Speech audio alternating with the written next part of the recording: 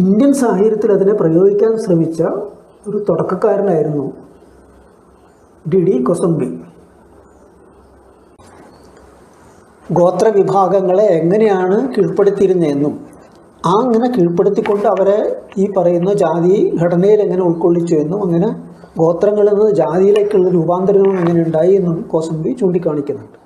പക്ഷേ ഏതായാലും നമ്മളുടെ സമൂഹത്തെക്കുറിച്ച് പഠിക്കുമ്പോൾ ഇന്ത്യൻ ഉപഭൂഖണ്ഡത്തിലെ ചരിത്ര പഠിതാക്കളെ സംബന്ധിച്ചിടത്തോളം കൃത്യമായിട്ടും ജാതി വഹിച്ചേക്കുന്ന പങ്ക്, അതിൻ്റെ ചലനക്രമം, അതിൽ വന്നിരിക്കുന്ന മാറ്റങ്ങൾ, അതിൽ ഉൾച്ചേർക്കലുകൾ, വേർതിരിവുകൾ, ഇത് വളരെ പ്രധാനപ്പെട്ടൊരു കാര്യമാണെന്നുള്ള കാര്യത്തിൽ യാതൊരു സംശയവുമില്ല. അതിനെ മാറ്റി നിർത്തിക്കൊണ്ട് അല്ലെങ്കിൽ അതിന് അപ്രധാനമായിട്ടുള്ള സ്ഥാനം നൽകിക്കൊണ്ട് ഒരു ചരിത്ര പഠനവും സമൂർത്തമായിട്ട് ഇവിടെ നടത്താൻ കഴിയില്ല. കാരണം മനുഷ്യർ ഇവിടെ ഉൽപ്പാദന പ്രവൃത്തിയിലായാലും കൊള്ളാം, സാമൂഹിക ബന്ധങ്ങളിലായാലും കൊള്ളാം, എല്ലാത്തിലും ഇത്തരത്തിലുള്ള ഒരു ഘടനയിലൂടെയാണ് ഉൾച്ചേർന്നിരുന്നത്. അപ്പോൾ അതുകൊണ്ട് തന്നെ ആ ഘടനയെ മാറ്റി നിർത്തിയൊരു പഠനം നടത്തുക എന്ന് പറഞ്ഞാൽ എന്താണ് ഇവിടെ പഠിക്കുന്നത്? പക്ഷെ ഇന്നും നമ്മുടെ ചരിത്ര പഠനം നോക്കിക്കഴിഞ്ഞാൽ ആ രീതിയിലൊരു പ്രാധാന്യം ജാതിക്ക് നൽകുന്നില്ല, ജാതി ഘടനയ്ക്ക് നൽകുന്നില്ല എന്ന് കാണാൻ കഴിയും. അത് നമ്മുടെ അക്കാഡമിക തലത്തിൽ തന്നെയുള്ള സമീപനങ്ങളിൽ വലിയൊരു ന്യൂനതയാണ്. അതിനെ ലംഘിക്കുകയും അതിനെ പൊളിച്ചുകൊണ്ട് മുന്നോട്ട് പോവുകയും ചെയ്യുന്നത് അത്യാവശ്യം തന്നെയാണ്.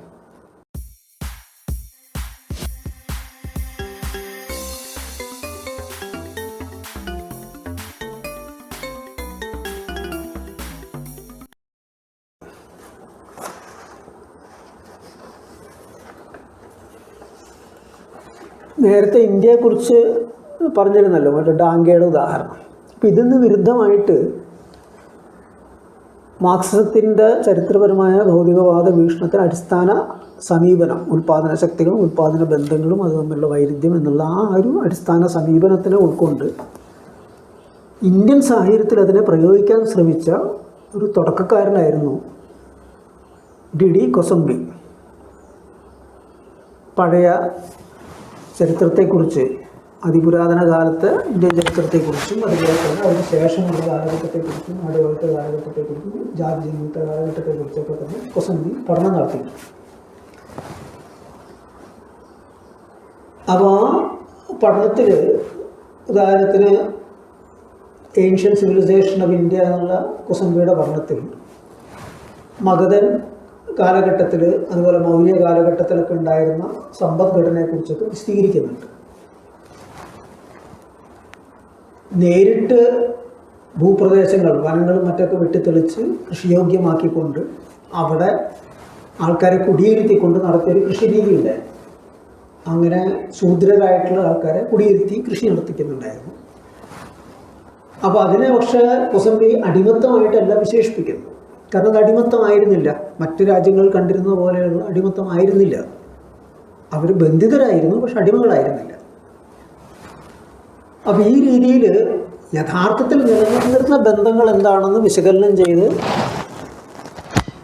നിഗമനങ്ങൾ മുന്നോട്ട് വയ്ക്കാൻ ശ്രമിക്കുന്ന ഒരു സമീപനം, ഒരു മാർക്സിസ്റ്റ് സമീപനമാണ് കൊസംബി അവിടെ പിന്തുടരുന്നത്. അതേപോലെ തന്നെ പിന്നീട് ഈ ബ്രാഹ്മണാധിപത്യത്തിലുള്ള ഇത്തരം ബ്രാഹ്മണ്യത്തിൻ്റെ ആധിപത്യത്തിലുള്ള ഇത്തരം സമൂഹങ്ങൾ പിന്നീട് തെക്കോട്ട്, അതായത് തെക്കൻ പ്രദേശങ്ങളിലേക്ക്, ആന്ധ്ര, കേരളം, തമിഴ്നാട്, കേരളം മുതലായിട്ടുള്ള പ്രദേശങ്ങളിലേക്കൊക്കെ വ്യാപിക്കുന്ന ആ സാമ്രാജ്യങ്ങളെല്ലാം ആ സംസ്കൃതികൾ വ്യാപിക്കുന്നതിൻ്റെ ഭാഗമായി ഗോത്രവിഭാഗങ്ങളെ എങ്ങനെയാണ് കീഴ്പ്പെടുത്തിയിരുന്നതെന്നും അങ്ങനെ കീഴ്പ്പെടുത്തിക്കൊണ്ട് അവരെ ഈ പറയുന്ന ജാതി ഘടനയിൽ എങ്ങനെ ഉൾക്കൊള്ളിച്ചു എന്നും അങ്ങനെ ഗോത്രങ്ങളിൽ നിന്ന് ജാതിയിലേക്കുള്ള രൂപാന്തരവും എങ്ങനെ ഉണ്ടായി എന്നും കോസംബി ചൂണ്ടിക്കാണിക്കുന്നുണ്ട്. ജാതി തീർത്തും പ്രാദേശികമായിട്ടൊരു പ്രതിഭാസമാണ്. പൊതുവിൽ ബ്രാഹ്മണൻ, ക്ഷത്രിയൻ എന്നൊക്കെ പറയുമെങ്കിലും അങ്ങനെ ഒരു ബ്രാഹ്മണൻ ഇന്ത്യയിൽ എവിടെയും നമുക്ക് കണ്ടെത്താൻ കഴിയില്ല. ഉള്ളത് നമ്പൂതിരിയും പാണ്ഡ്യയും ത്രിവേദിയും മറ്റു മറിച്ചൊക്കെയാണ്. അതേപോലെ തന്നെ നായർ കേരളത്തിലുള്ളൂ. ആന്ധ്രയിൽ പോയി കഴിഞ്ഞാൽ അവിടെ റെഡ്ഡിയാണ്, ഖമ്മയാണ്.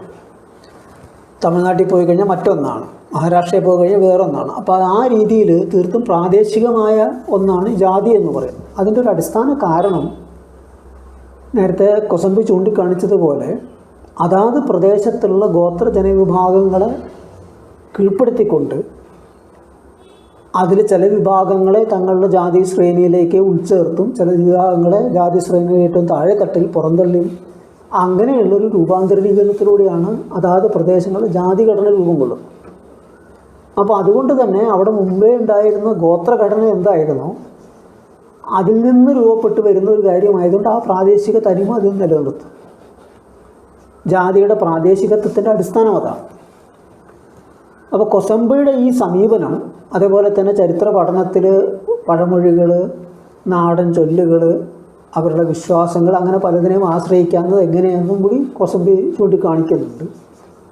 മാർക്സിസ്റ്റ് ചരിത്ര പഠനത്തിനെ കുറെ കൂടി സമ്പന്നമാക്കുന്നുണ്ട്, രീതികളെ കുറെ കൂടി സമ്പന്നമാക്കുന്നുണ്ട്. ഇത് സാധ്യമാകുന്നത് എന്തുകൊണ്ടാണ്? ഞാൻ നേരത്തെ പറഞ്ഞതുപോലെ ഈ അടിമത്തം, നാടുവാഴിത്തം, മുതലാളിത്തം എന്ന് പറഞ്ഞിട്ട് ആ ഒരു ക്രമം വച്ചിട്ട് യാന്ത്രികമായിട്ട് കാര്യങ്ങളെ വിലയിരുത്താൻ ശ്രമിക്കുന്നതിന് പകരം അടിസ്ഥാനപരമായിട്ടുള്ള ആ മാർക്സിസ്റ്റ് നിലപാട്, ഉൽപ്പാദന ശക്തികളും ഉൽപ്പാദന ബന്ധങ്ങളും തമ്മിലുള്ള പൊരുത്തവും വൈരുദ്ധ്യവുമാണ് ചരിത്രപരമായ വികാസത്തിൻ്റെ ഭൗതിക അടിത്തറ ഒരുക്കുന്നത് എന്ന തിരിച്ചറിവിൽ നിന്ന് അത് ഉൾക്കൊണ്ടുകൊണ്ട് നമ്മുടെ ഇവിടുത്തെ സവിശേഷതകൾ വിശകലനം ചെയ്യാൻ ശ്രമിച്ചതുകൊണ്ടാണ്. അപ്പോൾ ആ രീതിയിൽ നമ്മൾ നോക്കുമ്പോൾ കൊസംബി ചൂണ്ടിക്കാണിച്ച മറ്റൊരു പ്രധാന കാര്യം കൂടി ഉണ്ടായിരുന്നു. നാടുവാഴിത്തത്തെ കൊസംബി രണ്ടായിട്ട് തിരിക്കുന്നുണ്ടായിരുന്നു. ഒന്ന് മുകളിൽ നിന്നുള്ള നാടുവാഴിത്തം, മറ്റൊന്ന് അടിയിൽ നിന്നുള്ള നാടുവാഴിത്തം. ഇവിടെ ഒരു കാര്യം പറയേണ്ടതുണ്ട്. ഗോത്രങ്ങളിൽ നിന്ന് ജാതിയിലേക്കുള്ള രൂപാന്തരീകരണത്തെക്കുറിച്ച് കൃത്യമായിട്ടും ചൂണ്ടിക്കാണിക്കാൻ കൊസംബിക്ക് കഴിഞ്ഞിരുന്നുവെങ്കിലും കൊസംബിയുടെ ചരിത്ര പഠനങ്ങളിലും ഈ ജാതി പിന്നീട് അതെങ്ങനെയാണ് അത് പങ്കുവഹിച്ചേക്കണത്, ജാതി ഘടനയും ഇതുമായിട്ടുള്ള ബന്ധമെന്ത് എന്നുള്ള നിലയ്ക്കുള്ള ആഴത്തുള്ള വിശകലനം നമ്മൾ കാണുന്നില്ല. അതുകൊണ്ട് പൊതുവിൽ നാടുവാഴിത്തം എന്ന് മാത്രമേ പറഞ്ഞു പോകുന്നുള്ളൂ. അതായത് ജാതി ജന്മിത്തം എന്നുള്ള എനിക്കതിനെ വേർതിരിച്ച് പറയുന്നില്ല. പക്ഷേ ഈ കാര്യം, അതായത് മുകളിൽ നിന്നുള്ളതും അടിയിൽ നിന്നുള്ളതും, മുകളിൽ നിന്നുള്ളതെന്ന് പറയാൻ കാരണം എന്ന് വെച്ച് കഴിഞ്ഞാൽ ഈ എന്താ പറയുക, പൊതു യുഗത്തിൻ്റെ ആരംഭത്തോടു കൂടി രൂപം കൊള്ളുന്ന രാജാധിപത്യങ്ങൾ അവർ ബ്രാഹ്മണർക്ക് മറ്റും ഭൂമിദാനം ചെയ്യുന്നു, ക്ഷേത്രങ്ങൾക്ക് ഭൂമിദാനം ചെയ്യുന്നു. അങ്ങനെയുള്ള ഭൂമിദാനത്തിലൂടെ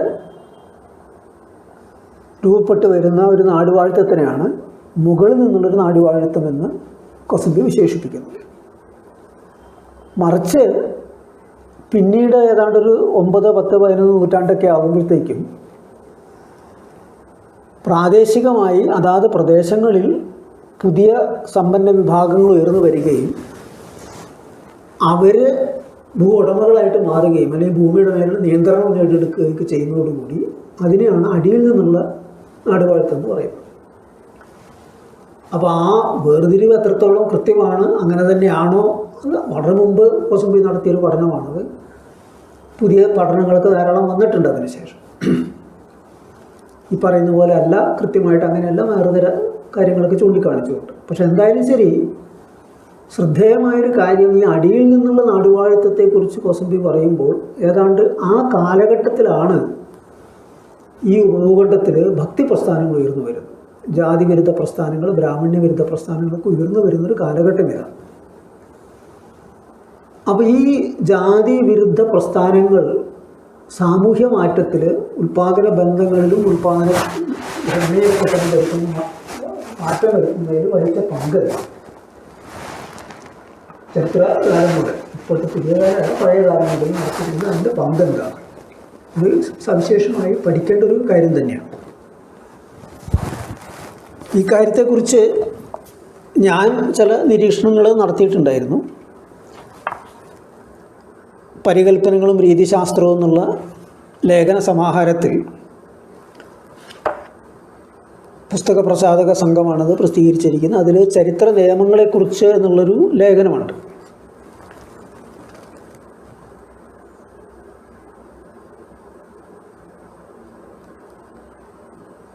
അതിൽ ചൂണ്ടിക്കാണിക്കുന്നൊരു കാര്യം, ഒന്ന്, ഈ ജാതി ഘടന എന്ന് പറയുന്നത് മുമ്പ് പലരും ധരിച്ചിരുന്നത് പോലെ നിശ്ചലമായി നിൽക്കുന്ന മരവിച്ച് നിൽക്കുന്ന ഒന്നല്ല, ആയിരുന്നില്ല അതൊരിക്കലും. നേരെ മറിച്ച് ചലനാത്മകമായിരുന്നു. അതിൻ്റെ പല ജാതികളും അവരുടെ നില മാറ്റിയിരിക്കുന്നതിൻ്റെ ധാരാളം ഉദാഹരണങ്ങൾ നമുക്ക് കാണാൻ കഴിയും.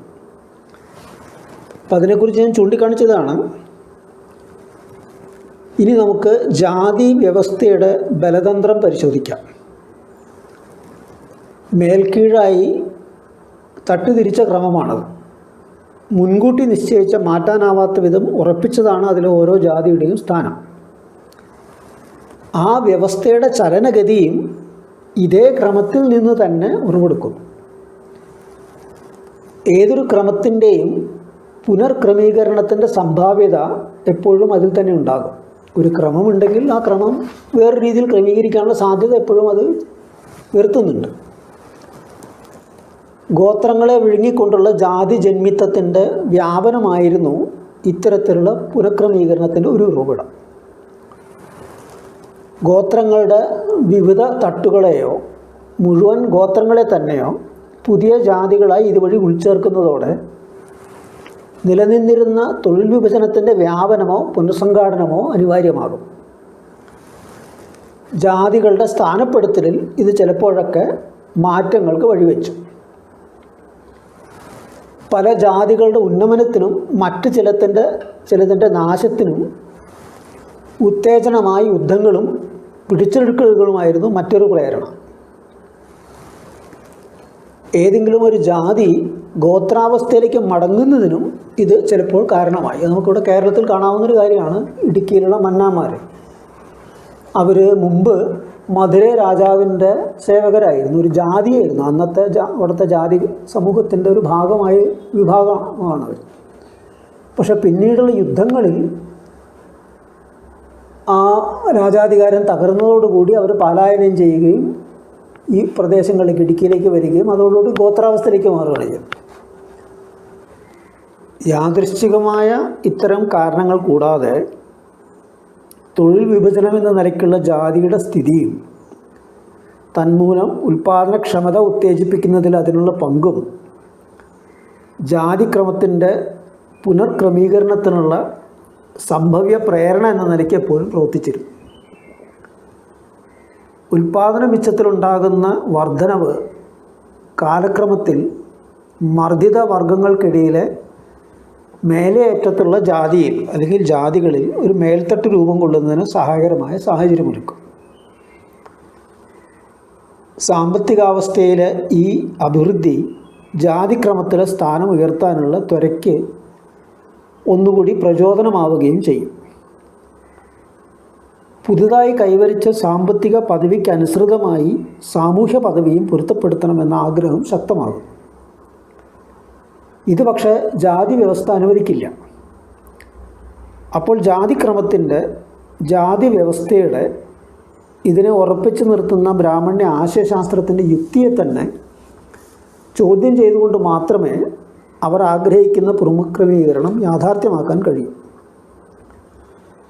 സാമൂഹ്യ മത പരിഷ്കർത്താക്കളുടെ നേതൃത്വത്തിൽ നടന്ന വിവിധ ജാതിവിരുദ്ധ പ്രസ്ഥാനങ്ങളെ ഭക്തി പ്രസ്ഥാനങ്ങൾ എന്ന പേരിൽ അറിയപ്പെടുന്നവയെ ചലിപ്പിച്ച ഉൾപ്രേരണ ഇതായിരുന്നു.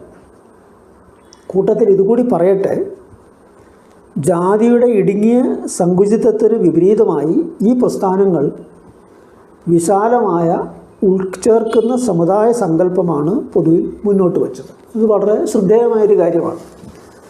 എവിടെ നോക്കിയാലും നമുക്കിത് കാണാൻ കഴിയും. ഉപഭൂഖണ്ഡത്തിൽ ജാതി വിരുദ്ധ പോരാട്ടങ്ങൾ പ്രസ്ഥാനങ്ങൾ ഉയർന്നു വന്ന എല്ലായിടത്തും. ഉദാഹരണത്തിന് കർണാടകത്തിൽ ബസവൻ്റെ നേതൃത്വത്തിൽ രൂപം കൊണ്ട ലിംഗായത്ത് സമുദായം അത്തരത്തിലുള്ള ഒന്നാണ്. ജാതി വിരുദ്ധമായിട്ടുള്ള നിലപാടുകളെടുത്തുകൊണ്ട് ആണ് ആ പ്രസ്ഥാനം രൂപം കൊള്ളുന്നത്. അപ്പോൾ കഴുത്തിൽ ശിവലിംഗം ധരിക്കുന്ന ആരും ലിംഗായത്താവുകയാണ്. ഏത് ജാതിയിൽ നിന്ന് വന്നു എന്നുള്ളത് അപ്രസക്തമാവുകയാണ്. ഒരു പുതിയ സമുദായമാണ്, അതിലെല്ലാവരും ഒരേപോലെയാണ്. എന്നുവെച്ചാൽ ഒരേ തരക്കാരാണ്, ഒരു വേർതിരിവില്ല. അവിടെ മേൽക്കീഴ് ജാതിപരമായിട്ടുള്ള വേർതിരിവില്ല.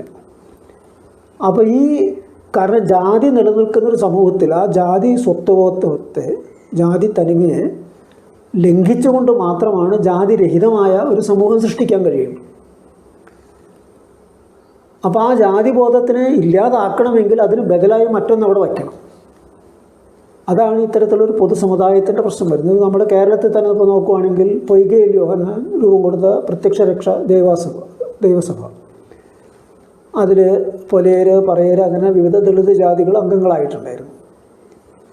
ആയിട്ടുണ്ട്. അപ്പോൾ അവരതിൽ അംഗമാകുന്നതോടുകൂടി പിന്നെ PRDSകാരാവുകയാണ്. അതവിടെ പിന്നെ പൊലേനും പറയനും ഇല്ല. അതാണ് സങ്കല്പം. അങ്ങനെ തന്നെ കൃത്യമായിട്ട് വന്നോളണമെന്നില്ല. ഇതൊക്കെ പിന്നെയും കുറച്ചൊക്കെ തുടർന്നു വരാം. അത് മറ്റൊരു കാര്യം. മറ്റിപ്പോൾ ലിംഗായത്തിൻ്റെ ഇടയിലാണെങ്കിൽ അതിനപ്പുറം പോയിട്ടുണ്ട്. അത് കൃത്യമായിട്ട് ജാതി വേർതിരിവ് തന്നെയായിട്ടുണ്ട്. ലിംഗായത്ത് ബ്രാഹ്മണനുണ്ട്, ലിംഗായത്ത് OBC ഉണ്ട്, ലിംഗായത്ത് ദളിതനുണ്ട്, അങ്ങനെ പലതുമായിട്ടുണ്ട്. അതുപോലെ തന്നെ സിഖ് വിഭാഗം, ഗുരുനാനാക്ക് രൂപം കൊടുക്കുന്ന സിഖ് സമുദായത്തെ സംബന്ധിച്ചിടത്തോളം അത് ഈ പറയുന്ന ജാതികളെ ലംഘിച്ചുകൊണ്ടുള്ള ഒരു സാധനമാണ്. അപ്പോൾ ഇന്ന് പതിൽക്കരയിൽ ജാതികളുണ്ട്. ദളിത് ആയിട്ടുള്ള സിഖനുണ്ട്, അതുപോലെ തന്നെ സവർണനായിട്ടുള്ള സിഖുമുണ്ട്. പക്ഷേ ആ അടിസ്ഥാനപരമായ സങ്കല്പം ഇതാണ്, ഒരു പൊതുസമൂഹം. അങ്ങനെ ഒരു പൊതുസമൂഹത്തിന് വിഭാവനം ചെയ്തുകൊണ്ട് മാത്രമാണ് ജാതിയെ ചോദ്യം ചെയ്യാൻ കഴിയുള്ളൂ. കാരണം അതിന് ബദലായിട്ടൊന്നും ഇവിടെ സ്ഥാപിക്കേണ്ട ആവശ്യമില്ല. നാരായണ ഗുരുവിൻ്റെ കാര്യത്തിൽ അത് കാണാൻ കഴിയും. ഈഴവൻ എന്ന് പറയുന്നൊരു ജാതിയല്ല എന്ന് നാരായണ ഗുരു പ്രഖ്യാപിക്കുന്നതിൻ്റെ ഒരു അന്തസത്ത ഇതാണ്. അപ്പോൾ ഇങ്ങനെയുള്ള ഈ സമുദായ രൂപീകരണം മറ്റൊരു ചില പ്രത്യേകതകൾ കൊണ്ടുവരുന്നുണ്ട്.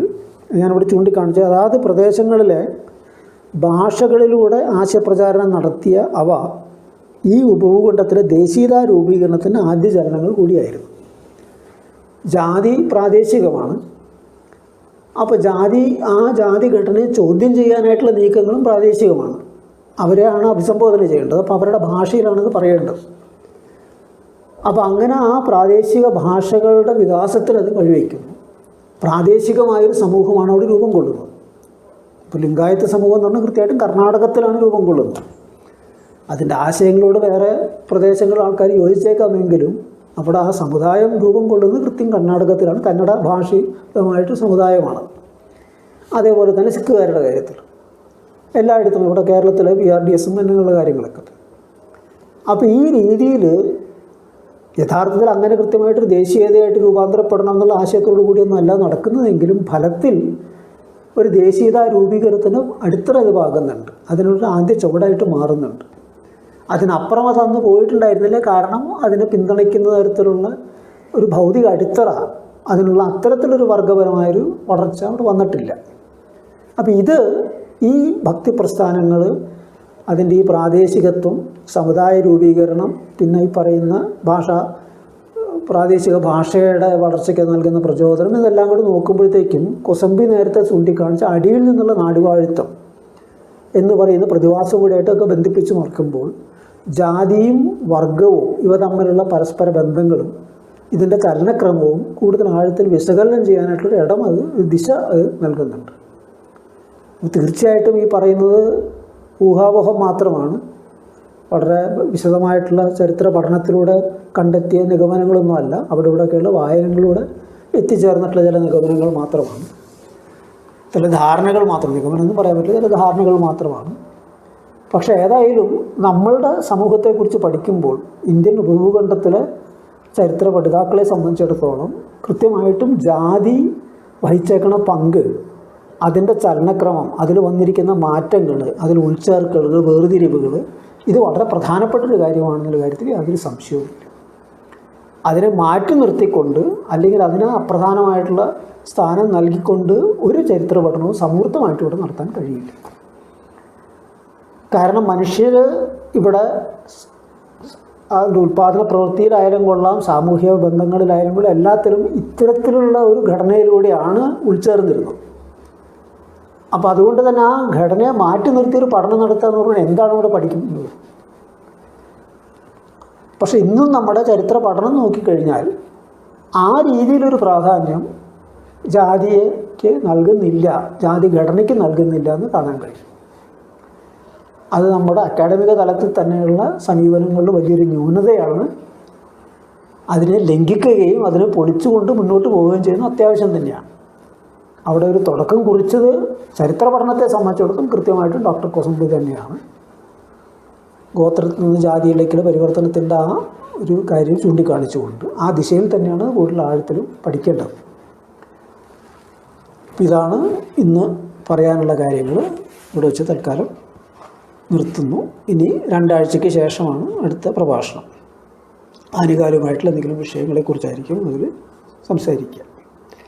അപ്പോൾ അതിൽ അവസാനിച്ച് പോകുന്നതിന് മുമ്പ് ഒരു കാര്യം പറയാനുള്ളത്, കഴിഞ്ഞ പ്രാവശ്യത്തെ പ്രഭാഷണത്തിൽ ഗീതയുടെ ജാതീയ സമീപനങ്ങളെക്കുറിച്ച്, ബ്രാഹ്മണ്യ സമീപനത്തെക്കുറിച്ച് ചൂണ്ടിക്കാണിക്കുകയുണ്ടായി. അത് ചിലരെ പ്രകോപിപ്പിച്ചിട്ടുണ്ട്. ചില കമൻറ്റുകളൊക്കെ ആ രീതിയിൽ വന്നിട്ടുണ്ട്. അല്പം മോശം ഭാഷയൊക്കെ ഉപയോഗിച്ചുകൊണ്ടൊക്കെയാണ് കമൻറ്റ്. അത് പ്രശ്നമില്ല. ശത്രുവാൽ ആക്രമിക്കപ്പെടുന്ന നല്ല കാര്യമാണെന്നാണല്ലോ മാവോ പറഞ്ഞിരിക്കുന്നത്. അപ്പോൾ അത് കൊള്ളേണ്ടടുത്ത് കൊണ്ടുവന്നു തന്നെയാണ് കാണിക്കുന്നത്. പക്ഷെ അതിൽ ശ്രദ്ധേയമായ കാര്യം, ഗീതയിൽ എവിടെയാണ് ഇങ്ങനെ വൈശ്യനും ശൂദ്രനും ഇന്ന പണികളൊക്കെ ചെയ്യണമെന്ന് പറഞ്ഞിരിക്കുന്നത്, ഇല്ലാത്ത കാര്യം പറയുകയാണോ എന്നൊക്കെ പറഞ്ഞിട്ടാണ് ദേഷ്യപ്പെട്ടിരിക്കുന്നത്. അപ്പോൾ അതിൽ നിന്നൊരു കാര്യം മനസ്സിലാകുന്നത്, അല്ലെങ്കിൽ സ്ഥിരീകരിക്കപ്പെടുന്നത്, ഈ പറയുന്ന സംഘപരിവാറിൻ്റെ അനുയായികൾ, ഹിന്ദുത്വവാദികളെന്ന് പറയുന്നവർ വാസ്തവത്തിൽ അവരുടെ അടിസ്ഥാന ഗ്രന്ഥങ്ങൾ വായിക്കുന്നില്ല, വായിച്ചിട്ടില്ല എന്നുള്ളത് തന്നെയാണ്. ആരോ പറഞ്ഞത് കേട്ടിങ്ങനെ ഏറ്റുവിളിക്കുന്നു എന്നല്ലാതെ ചുരുങ്ങിയ പക്ഷെ അതൊക്കെ ഒന്ന് വായിച്ചു നോക്കണം എന്നാണ് പറയാനുള്ളത്. അപ്പോൾ എന്താണ് തങ്ങൾ ഈ പറയുന്ന ഗർവ് കൊള്ളുന്ന കാര്യം, എന്തിലാണ് അഭിമാനിക്കുന്നത്, അത് ചുരുങ്ങിയ പക്ഷെ അത് അറിഞ്ഞിരിക്കേണ്ടത് എന്തിലാണ് അഭിമാനിക്കണമെന്നുള്ളത്. അപ്പോൾ അതറിയാതെ അല്ലെങ്കിൽ അറിയാൻ മെനക്കെടാതെ ഞാനിതിൻ്റെ ആളാണെന്നൊക്കെ പറഞ്ഞു നടക്കുന്നതിന് വലിയ കാര്യമൊന്നുമില്ല. അപ്പോൾ അതുകൊണ്ട് ഇത്തരക്കാരോടൊരു അഭ്യർത്ഥനയാണ്, ചുരുങ്ങിയ പക്ഷേ നിങ്ങളുടെ ഈ പറയുന്ന ഗ്രന്ഥങ്ങളൊക്കെ ഒന്ന് മറച്ചു നോക്കുക, ഒന്ന് വായിച്ചു നോക്കുക, എന്താണെന്നതിൽ പറഞ്ഞതെന്ന് മനസ്സിലാക്കാൻ ശ്രമിക്കുക.